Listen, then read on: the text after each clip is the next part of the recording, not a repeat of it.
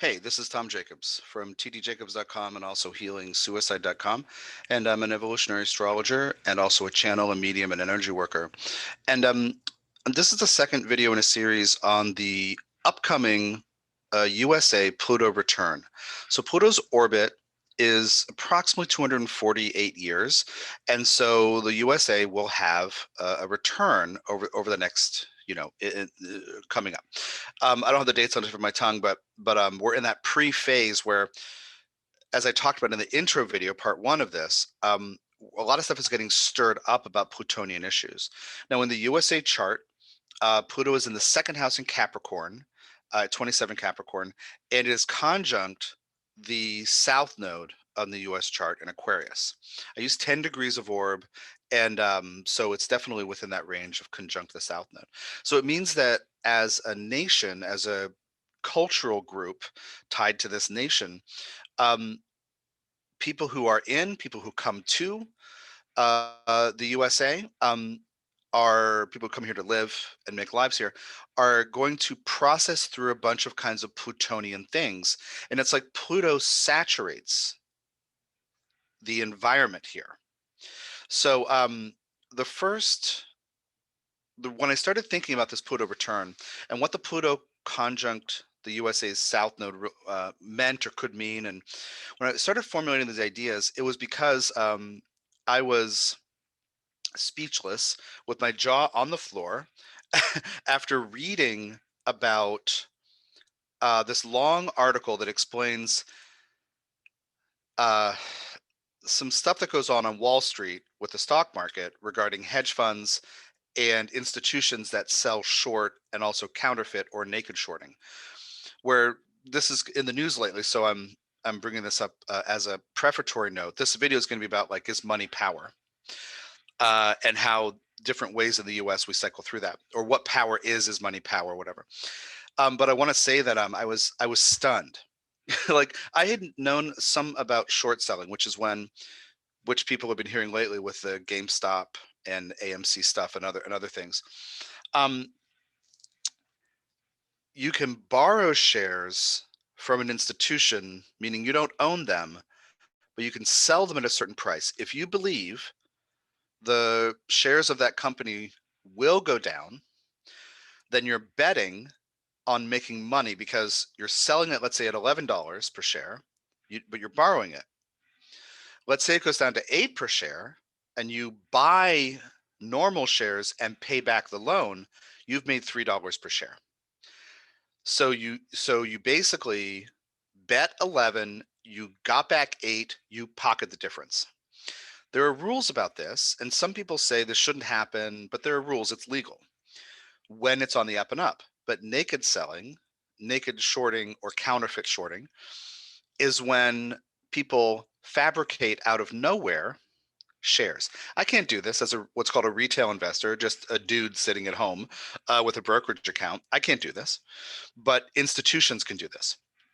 And so they can make up counterfeit shares and basically flood the float and manipulate the price and do this and make a lot of money if the price goes down, but it's fake. So when I read about this whole thing, and then I read about the coordination of, writing, paying, like, faux journalistic sites, and how certain sites like Motley Fool and The Street, they make money because people place articles with them sometimes, right? That's part of how they make money. So when you read Motley Fool, for example, you're not getting honest analysis. You're getting stuff meant to manipulate things. When I started learning about investing in the early 2000s, Motley Fool was a great resource. But now it's like they're just, if something starts to go up, they write a piece, somebody writes a piece that says, oh, it's going up, this is a great investment. As soon as it goes down, they're like, I don't know, maybe it's not a good investment. Anyway, so the point is that this thing that's illegal, counterfeit or naked short selling, is by and large, most of the vast majority of the time, not enforced. I mean, there are laws against it and it's not enforced. And I was sick to my stomach. And so I'm looking at the USA chart and I'm like, what the expletive, like, what explains this this thing, and I don't know if it happens in other parts of the world. But for example, one of the people here in the US who um, kind of spearheads these fake information campaigns to like push companies' prices down in order to make money. The guy's name is Andrew Left, and he's with a he runs a hedge fund called what's called something like Citron Partners or Citron something. And I've been part of stocks over the years where he and his company have spearheaded these campaigns to basically smear and lie, and lies and that kind of stuff makes me crazy. So anyway, he was banned from operating in Hong Kong because of this, meaning other places in the world care, but the US Securities and Exchange Commission doesn't. So I was like, what the expletive? So I'm looking at the USA chart and I'm like, oh, we're in that, the Pluto's in the house of money in the USA chart, conjunct the South Node. So it's like woven into the fabric of our lives. And I'd already thought about racism, power over power under stuff, the way the political parties function, and how the Republicans, who are a minority party, keep changing the rules and moving the goalposts to try to stay in power. So it's just about the fear of Pluto. And I've thought about it in terms of all these different things. But when it comes to money, this is now up in our faces because of the kind of Uranian, Uranus and Taurus, square Saturn and Aquarius, populist uprising. I don't know how long it'll go on, but the stuff we've been hearing about with individual or retail investors pouring into stocks to raise the price, just basically screw the shorts. Anyway, so this is kind of a topic. So I wanted to talk about money and power for a few minutes. Now, the way that I think about money, you may be aware that sometimes I teach a class called Energy is Money is Energy. And the focus of the class is on an individual's experience of money flow, blocks or flow or weird obstacle courses regarding money. We trace back to the individual emotional and energetic things that create those physical 3D realities. In other words, we are vibrating certain frequencies, right? If I feel betrayed by this person or I feel jealous of that situation or something, we're vibrating those things. And our conscious choices are just as powerful as our unconscious painful vibrations. So in that webinar, we look at the individual, flow, all that stuff.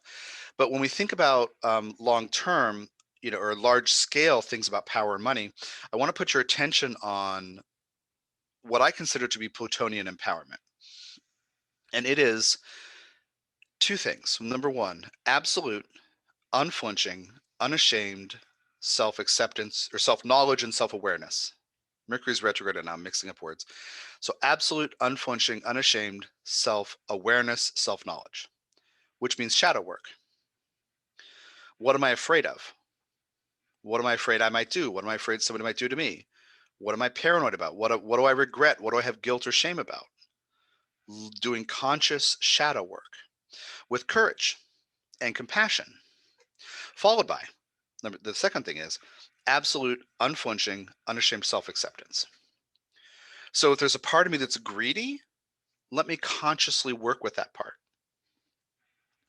If part of me is paranoid or defensive, let me work with that part consciously and decide that I'm stronger than whatever my pain or fear, guilt, shame, or other emotion may be. This is for me Plutonian empowerment. Now, in this broader context of all these things about, again, race, money, politics, all these Plutonian power imbalance or imbalanced situations regarding power, I'm inviting you to understand that you can empower yourself even though these things in the collective are unfolding. So the stuff about, naked short selling, the stuff about, the the stuff that leads to the Black Lives Matter protests, the stuff that leads, the lies and conspiracies that led to the insurrection on January 6th in the US. All those things are like unearthing issues about our fears, our pains, our guilt, and our shame. I didn't want to get into race in this one, but I want to say this one thing as one example. there's a way to work together to unfold a dialogue if, for example, the dominant culture, the pink people, the Caucasoid people, don't assume that they should feel shame because somebody else has been disadvantaged. Meaning there's a way to acknowledge what has happened and what is true without feeling disempowered because it's built into the system or because people did this hundreds of years ago and it extended. And I'm not consciously choosing to do this thing, somebody might say, so that's not my problem. You're disempowered, whatever. But there's a way to have that dialogue to work together if we don't, right? So in terms of the racial stuff, part of what's going on is also the dominant culture, the pink people. I prefer pink and brown, by the way. Because nobody's actually black, or not many people are actually white. Anyway, like the color white. Anyway, so there's a way to do that if we deal with the shadow. Okay, so anyway, back to the money thing. If you tie your willingness to feel strong and confident, which are parallels for how I think about empowerment or power from a spiritual vantage point. If you tie your willingness to give yourself permission to be confident to an external such as money, then whatever money you do or don't have will be the boss of how strong you feel or don't feel. So when I say absolute, unflinching, unashamed self-awareness, self-knowledge, conscious shadow work, that makes you aware of what your Plutonian fear and pain and anger buttons are. When you deal with those things consciously, then you don't need to tie and then you accept them with compassion and integrate those parts of you, integrate the shadows. Then you don't have to be disempowered if in your life, let's say you had X amount of dollars and you've worked hard to attain that amount, and you finally feel like, yeah, that makes me feel like I can relax. Well, what if a repair or a medical expense or something comes up and suddenly you're down to 0.82x, whatever that number is? And you're like, well, I'm not nervous yet, but, I can rebuild that back to 1x. Well, if something else happens, now it's 0.76x, should I be worried? So if you do the conscious shadow work as an individual, then you can decouple your self-confidence from money. That's the individual work. And I encourage you to figure out how to do more conscious shadow work and be in touch with me and have a session, have a whatever. But this is my approach to Pluto, is that each person can empower the self if we detach our willingness to give ourselves permission to be confident. Right. Because when you love your shadows, you stop wasting energy keeping something out of yourself or trying to. So you have more energy to do what you'd really like to do, what feels true to you. So anyway, so individuals, you have work to do. Then for the collective, we are going through this writhing, it's almost like a Herxheimer reaction, where all the buttons are getting pushed and the toxic crap is coming up. Like divisive rhetoric, constant lies, paranoid conspiracy theories. These are all Plutonian fear-based things. Voter suppression is another. I'm sorry, I'm getting into all the things now. But voter suppression, and also the note. People, analysts talk about how we're having a K-shaped recovery here in the U.S. And the idea is that like a K, and then it's got an up and a down line. The down line is regular folk, and the upline, they're getting poorer during and then the upline is that the wealthy are getting wealthier. That whole thing, it's all Pluto, and it's all how we value money and what we think money means. And another thing about this is listening to some analysis and one about the GameStop stuff and the populist uprising, whatever, about individuals banding together and screwing the shorts, which I can't wait for to happen more. But one of the persons said, what I'm really worried about as a casualty, like the person was asked by an interviewer, is somebody eventually is going to lose money, because if it jumps up to $300-400 and then goes down, somebody's left holding the bag there. And the person said, yeah, but what I'm really worried about is this like generation of young men sitting in front of their computers watching Bitcoin. They need to invest in their lives and relationships and have hobbies and create something meaningful value to them. And, like that kind of like watching the investments and putting so much energy into money. And I was like, whoa, I'm 48, but I think I'm one of those people. Not watching Bitcoin, but like doing investing things, whatever. But um, anyway, so if you tie your willingness to like yourself to how much money you have, you're going to feel screwed later. So anyway, we're going through the Herxheimer reaction of all the like noxious chemicals and fumes coming to the surface. I don't know if you've ever cleansed, if you ever like fasted for days or done a juice cleanse or something, you'll notice that your breath stinks, because like stuff is getting pulled out of your fat cells where chemicals and things can get stored, and then it's getting into your bloodstream to get worked out in various ways, and it can come out through your breath as well as your skin, but and your excreting faculties. But when somebody you care about can't stand your breath because you're cleansing, that's kind of what we're going through right now. Even though the whole world is like, what's with the USA? And it's like disgusting breath right now because these noxious things are coming to the surface. So in the long run, things work themselves out because individuals learn. So as you watch what may look like chaos regarding money, money tied to power, power tied to politics, all the stuff about racial injustice and systemic racism and all the stuff that's built into the system here. In different parts of the world too, but here it's, our melting pot is like an accelerated crucible for it. But anyways, you watch these collective things, and part of you says, "Is the world falling apart?" No, no, no. But or is the USA falling apart? No, but we're becoming aware of the sickness.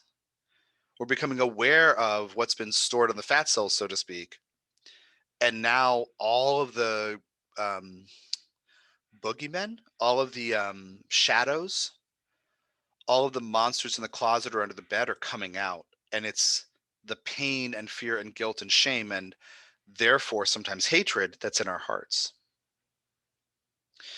So if you're in the US or watching the US, be prepared for more of what's going on now. Yes, recently, this is early February right now. Yes, recently the executive branch of the government changed hands as well as the Senate. So yes, there's a different governmental administration here in the US. And so certain things will change and certain things are on their way, to resolving themselves from the last few years of lies and toxicity and, destructive and damage and profit taking and greed, corruption. Anyway, some of that's changing, but I want you to be aware that the USA itself is in a multi-year process of having all the painful things unearthed.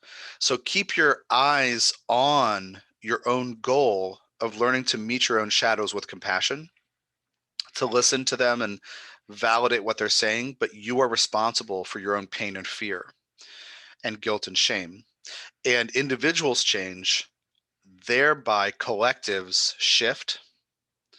So be patient with yourself, be patient with the collective, stand up to make change when you need to, when you want to, but just understand that there's no like single source magic bullet to change it.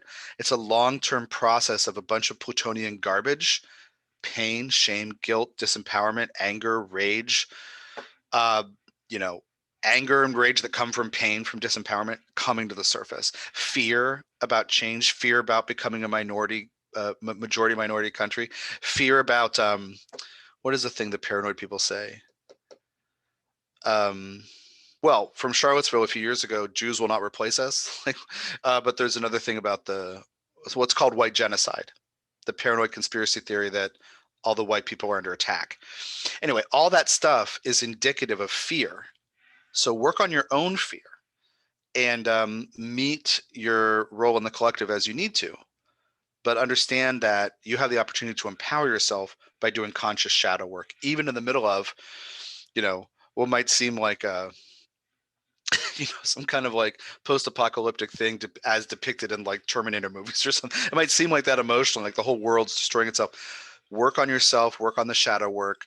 Remember, absolute, unflinching, unashamed self-awareness, followed by absolute, unflinching, unashamed self-acceptance. Okay, good.